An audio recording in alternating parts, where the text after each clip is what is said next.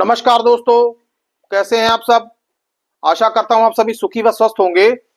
दोस्तों दोस्तों मैं हूं एडवोकेट राजेश। स्वागत करता हूं आप सभी का आपके अपने YouTube channel secular finance TV पर।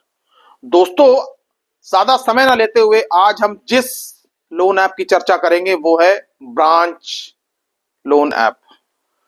दोस्तों, ब्रांच लोन ऐप के बारे में तो लगभग आप सभी जानते ही होंगे। दोस्तों, ये भी एक ऑनलाइन डिजिटल लेंडिंग प्लेटफॉर्म है। दोस्तों, इनका भी प्रोसेस लगभग वही सेम है प्रोसेस। आपका आधार कार्ड, आपका पैन कार्ड लेकर उसको वेरीफाई करने के बाद फिर यदि आप एलिजिबल होंगे तो आपको लोन ऑफर किया जाएगा। दोस्तों लेकिन इनका लोन देने का अमाउंट और लोन देने का जो टेन्योर है दोस्तों, उसको भी मैं आपको बताना जरूरी समझूंगा। दोस्तों इनका जो लोन अमाउंट है दोस्तों, वो 500 रुपए से शुरू होकर 1 लाख रुपए तक चला जाता है। दोस्तों, कहने को तो ये 2 लाख लिखते हैं, लेकिन ये शायद ही कोई ऐसा होगा कि जिसको ये इन्होंने 1 लाख दिया हो। और दोस्तों इनका जो टेन्योर है वो 62 दिनों से लेकर 1 साल तक। लेकिन दोस्तों ज्यादातर, जैसे मैंने इस ऐप के बारे में स्टडी किया है दोस्तों, इसके रिव्यू देखे हैं और कुछ ऐसे मेरे क्लाइंट हैं जिन्होंने इस ऐप से लोन लिया है दोस्तों, वो यही बताते हैं कि 3 महीने से ज्यादा ये लोग टेन्योर नहीं देते। दोस्तों खैर, किसी को मिला भी होगा दोस्तों, अब क्या कहा जा सकता है दोस्तों इसके बारे में। आइए दोस्तों बात करते हैं कि इनका लोन देने का प्रोसेस। दोस्तों, सारा कुछ वेरीफाई हो जाने के बाद पैसा आपके अकाउंट में आ जाता है दोस्तों। लेकिन दोस्तों अब सवाल ये पैदा होता है कि दोस्तों कि यदि ब्रांच लोन एप्लीकेशन का लोन यदि आप डिफॉल्ट कर जाते हैं तो ये ऐप आपके साथ किस तरीके का व्यवहार और इसका रिस्पांस आपके साथ कैसा रहता है। दोस्तों आज मेन चर्चा का विषय तो यही है। दोस्तों सबसे पहली बात यह है कि इनका जो लोन टेन्योर है वो 62 दिनों का मिनिमम होता ही है दोस्तों। अब यदि उस दौरान भी यदि आपका लोन डिफॉल्ट हो जाए दोस्तों, तो सबसे पहले इनका काम लगातार कॉल्स करना। आपको कॉल्स करते रहेंगे, कॉल्स करने से हटेंगे नहीं दोस्तों। इतना ज्यादा हरास कर लेंगे कि आपके दिमाग में ये चीज आ जाएगी कि यार कॉल इनकी अब उठाने बंद कर दूं। दोस्तों कई बार तो इनके जो लोन रिकवरी एजेंट्स हैं, जो ऑनलाइन रिकवरी एजेंट्स हैं, वो ऐसी ऐसी अभद्र भाषा बोल देते हैं दोस्तों कि किसी अच्छे इंसान के लिए सुनना तो बहुत इम्पॉसिबल सा हो जाता है दोस्तों। लेकिन क्या किया जा सकता है दोस्तों। उसके बाद हम रिकवरी करेंगे, हम लीगल कर देंगे, हम ये धमकियां इनकी चलती रहती हैं दोस्तों। लेकिन दोस्तों यहां पर मैं आपको एक बात बताना चाहूंगा कि ब्रांच लोन एप्लीकेशन का लोन यदि 50,000 से ऊपर का किसी को दिया हुआ है दोस्तों, और वो लोन यदि डिफॉल्ट हो जाता है दोस्तों, तो ये कंपनी लीगल एक्शन लेने से भी गुरेज नहीं करती दोस्तों। जी हां दोस्तों, ये कंपनी लीगल एक्शन लेने से भी गुरेज नहीं करती दोस्तों। अब दोस्तों ये होता कैसे है दोस्तों, अब आगे बताता हूं आपको। सबसे पहले तो आपको वही मैंने आपको बता दिया कि कॉल्स, अनलिमिटेड कॉल्स आपको आती रहेंगी दोस्तों। उसके बाद फिर आपको मैसेजेस वगैरह आएंगे व्हाट्सएप पे, ये कर दीजिए हम आपके साथ, नहीं तो ये कर देंगे, वो कर देंगे। फिर आपको लीगल नोटिस आएंगे। फिर कुछ एक कॉल्स आपको ऐसी भी आ सकती हैं कि हम आपकी एफआईआर करवा देंगे, आपको जेल करवा देंगे दोस्तों। फिर आपके ऊपर आपको लीगल नोटिस भेजे जाने की धमकी दी जाती है दोस्तों, और लीगल नोटिस कई बार भेज भी दिया जाता है दोस्तों यहां पे मैं आपको एक चीज बताना चाहता हूं कि लीगल नोटिस भेजने का मतलब ये नहीं होता कि इन्होंने आपके ऊपर केस कर दिया दोस्तों। ये डिपेंड करता है कि आपकी लोन अमाउंट कितनी है दोस्तों मैं एक बार फिर से कह रहा हूं कि यदि आपकी लोन अमाउंट 50,000 है, 50,000 से ऊपर है, तब ये कंपनी लीगल एक्शन लेने में गुरेज नहीं करती दोस्तों। हालांकि लीगल एक्शंस 50,000 के ऊपर की लोन अमाउंट में केसेस देखने में बहुत ही कम आए हैं दोस्तों, बहुत ही कम। लेकिन दोस्तों फिर भी इस चीज को लेके आपको जरा सावधान रहना होगा दोस्तों। अब दोस्तों आगे अब हम ये बात करेंगे कि आखिरकार यदि आपके सामने इस तरीके की समस्याएं आ रही हैं दोस्तों, तो आप क्या करें दोस्तों। सबसे पहले दोस्तों सबसे पहले जो कॉल्स आ रही हैं दोस्तों, उन कॉल्स को आप उठाना बंद कर दीजिए। क्योंकि दोस्तों जितनी बार आप इनसे बात करेंगे उतनी ही बार आपका मन परेशान होगा, आप अपना काम ढंग से नहीं कर पाएंगे। क्योंकि दोस्तों ये बात तो सही है कि ऑनलाइन कॉलिंग पर जितना ज्यादा आप कॉलिंग इनकी सुनेंगे उतना ही ज्यादा आपकी लाइफ में डिस्टरबेंस होगी दोस्तों।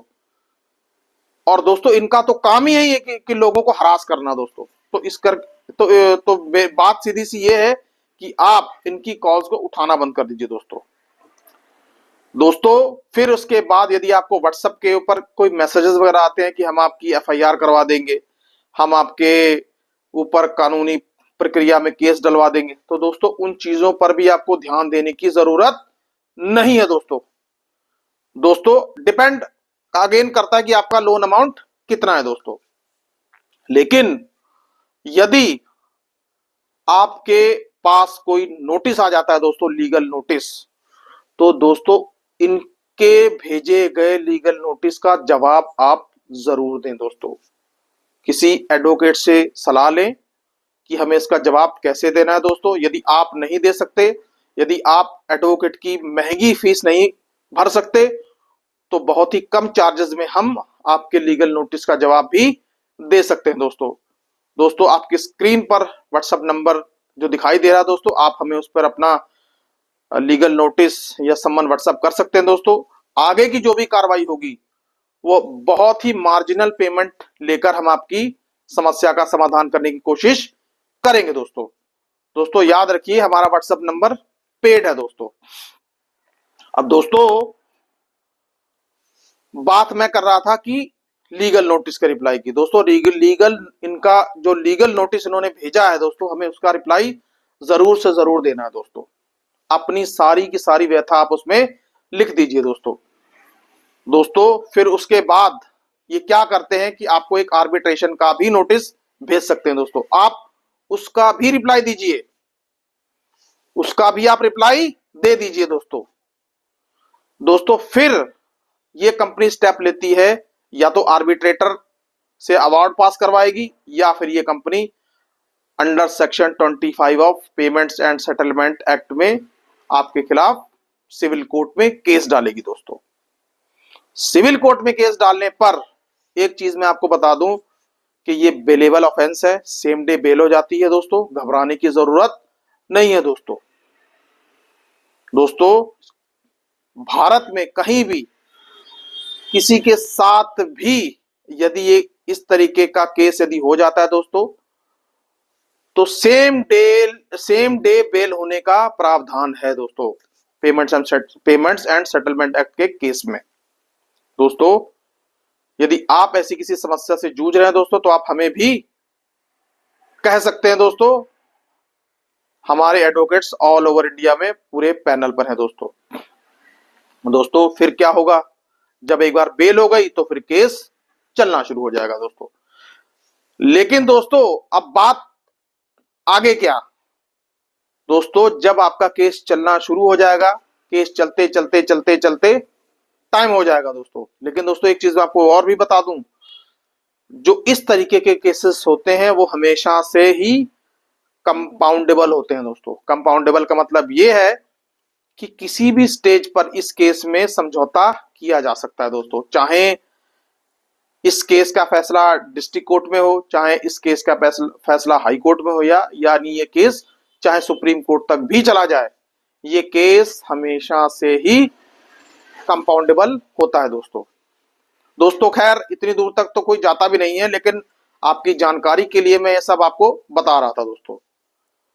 तो दोस्तों अंत में होगा क्या, अंत में होगा यही कि समझौता कर लीजिए दोस्तों। बात सीधी समझौते पर ही आगे खत्म होती है दोस्तों।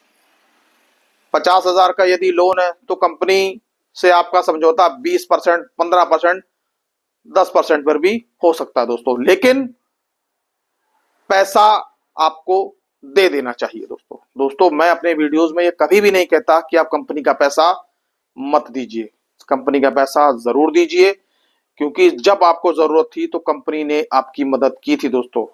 आपका मॉरल ग्राउंड ये बनता है दोस्तों कि आप कंपनी का पैसा चुकाएं, चाहे समझौते के रूप में ही सही, लेकिन कंपनी का पैसा दें दोस्तों। दोस्तों, ब्रांच एप्लीकेशन के बारे में मैं फिर से एक बार थोड़ा सा संक्षिप्त में यह आपको बता दूं कि ये कंपनी 50,000 या इससे ऊपर के लोन के ऊपर लीगल एक्शन लेने में हिचकिचाती नहीं है दोस्तों। ये जरूरी नहीं कि हर केस में ये लीगल एक्शन ले ही ले दोस्तों, लेकिन ले लेती है दोस्तों। इतना आप अपने दिमाग में डाल कर रखें दोस्तों, और जितनी जल्दी हो सके केस को सेटल करने की कोशिश कर लें दोस्तों। यदि आपसे केस सेटल नहीं हो रहा, आप केस को सेटल करने में शाई फील करते हैं, तो आप हमसे भी संपर्क कर सकते हैं दोस्तों। हम आपके लिए एक अच्छी सेटलमेंट अमाउंट का भी अरेंज करवा सकेंगे दोस्तों। तो दोस्तों, आज का ये वीडियो आप सभी के लिए बहुत महत्वपूर्ण था दोस्तों, और मैं आपसे विनम्र निवेदन करूंगा कि इस वीडियो को ज्यादा से ज्यादा शेयर करें दोस्तों, और ज्यादा से ज्यादा लोगों तक पहुंचाएं, ताकि मेरा कोई भाई, मेरी कोई बहन यदि ब्रांच एप्लीकेशन लोन के चक्रव्यूह में यदि फंसी हुई है दोस्तों, और वो तंग है या परेशान है, तो शायद उसको ये वीडियो देखकर कुछ राहत मिल सके दोस्तों।